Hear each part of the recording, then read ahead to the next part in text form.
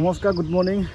ৰাতিপুৱা এটা খুব ভাল খবৰ শুনিলোঁ। মানে ঘৰৰ পৰা ফোন কৰিলে ভাইটিয়ে, যিহেতু আমাৰ ঘৰৰ কাষৰৰ সেই খুৰা ল'ৰা এজনে মানে ইণ্ডিয়ান আৰ্মিৰ কাৰণে সাজু হৈ আছিলে, ইণ্টাৰভিউ দি আছিলে।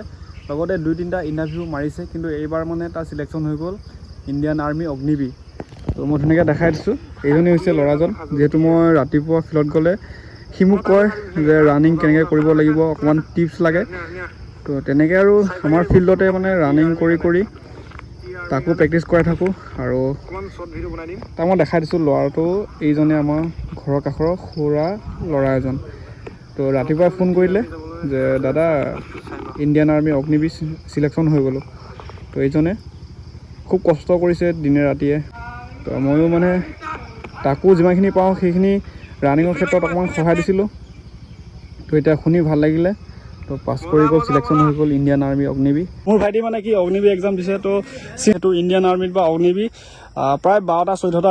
এইটো 1 ছেকেণ্ড হ'ল ডাউন, আপ, 1 ছেকেণ্ড হ'ল ডাউন। ৰানিং কৰিব ধুনীয়াকৈ। মই চাইকেলত মানে মই যাম আৰু মজা মজা মজা মজা স্পীড স্পীড স্পীড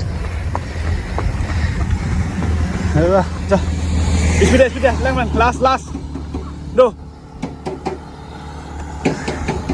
অকণমান আছে, 200 মিটাৰ আছে। স্পীড টানি দে, 200 মিটাৰ আছেগৈ। টান, 5 মিনিট লাগিছে। টান